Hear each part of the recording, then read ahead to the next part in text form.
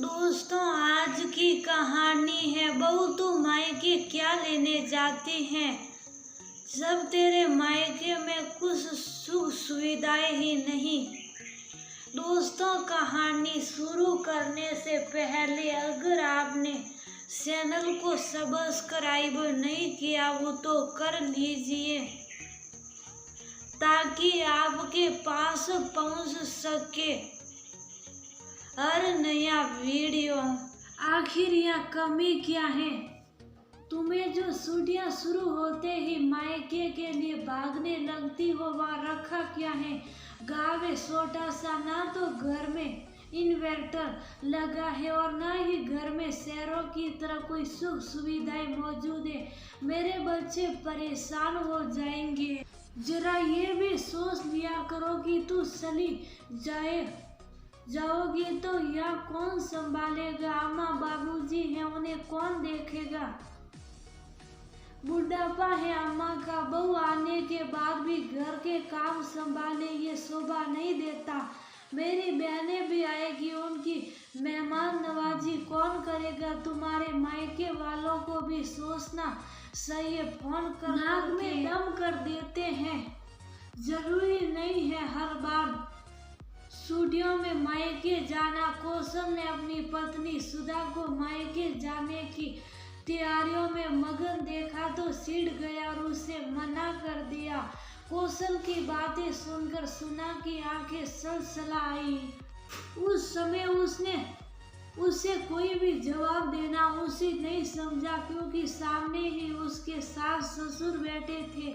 बेटे की बातें सुनकर उनके चेहरे की खुशी साफ साफ देखी जा सकती थी। किसी ने भी एक बार बहू के बारे में नहीं सोचा कि साल में सिर्फ एक बार 8 दिन के लिए जा पाती है, वो भी बहुत मुश्किल से। सब कोई ना कोई रोड़ा लगाने को तैयार बैठे रहते हैं। ऐसे सबका कहना है कि मैं घर में करती हूँ क्या हूँ, लेकिन जब घर से जाने की बात आती है तो सबको याद आने लगता है कि घर कौन संभालेगा।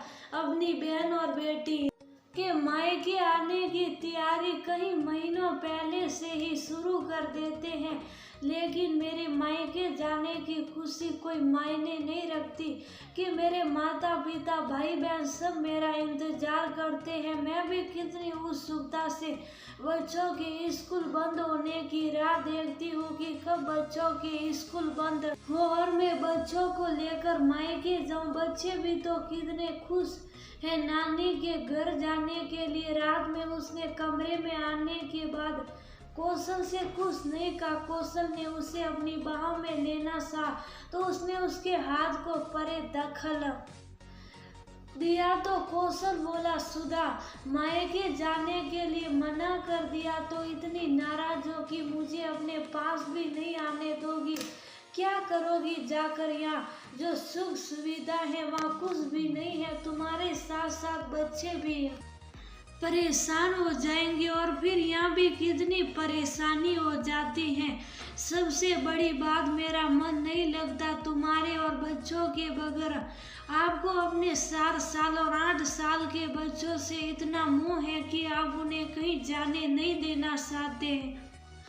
मेरे माता पिता से पूछिए, वो बेचारे तो हर बार छुट्टियों में बेसब्री से मेरा इंतजार करते हैं। ज़्यादातर तो उन्हें और मुझे मायूसी ही मिलती है, क्योंकि आप एन मौके पर मना कर देते हैं। वैसे तो आप भी सुनाने से पीछे नहीं हटते कि मैं करती ही क्या हूँ। सब कुछ तो आपकी माँ करती हैं, लेकिन मेरे जाने के नाम से उन्हें बुढ़ापा आ जाता है और उनका शरीर चलना बंद कर देता है। क्या मेरी अनुपस्थिति में वो 8 दिन आपको और बाबूजी को खाना बनाकर नहीं खिला सकती? बेटियों के आते ही उनके शरीर में गजब की सुस्ती फुर्ती आ जाती है। उनके साथ बाजार के काम करवाने के लिए तब एक भी बार मेरी याद नहीं आती। किसी को मैं मानती हूँ कि मेरे मायके में यहाँ से कम सुख सुविधा है, लेकिन क्या हुआ, मैंने अपनी जिंदगी के 20 साल वहाँ गुजारे हैं। मुझे आदत के बारे में ही सोचते हैं। बहुओं की खुशी से तो कोई लेना देना ही नहीं रहता उनका।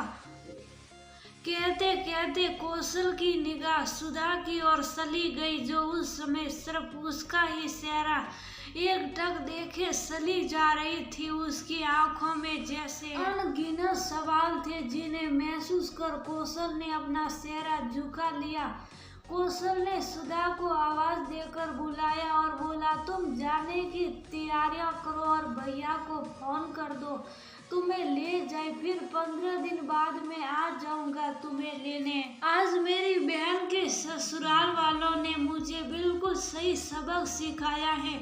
मैं भी तो हमेशा यही करता आया हूँ। अपनी बहनों की खुशियों के सामने पत्नी की खुशियों को कोई महत्व ही नहीं दिया।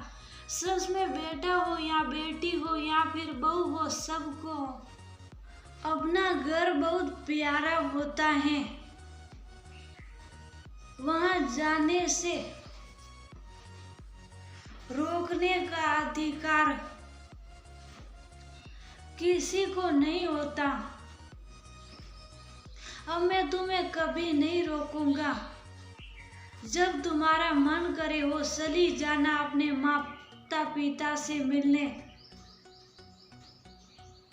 कहते हुए कौशल की आवाज भररा गई और वो वहां से शुभ साफ चला गया। आज सुधा बहुत खुश थी। उसे पता चल गया कि बात जब तक अपने आप पर नहीं आती तब तक समझ में नहीं आती। कौशल के साथ भी वही हुआ। जब उसकी बहन को उसके बहनोई ने आने से मना कर दिया, तब उसको पता चला कि वो अपनी पत्नी सुधा के साथ कितना बड़ा अन्याय कर रहा था। लेकिन समय रहते उसे अपनी गलती का एहसास हो ही गया और उसने उसे सुधार भी लिया। सुधा को मायके भेजकर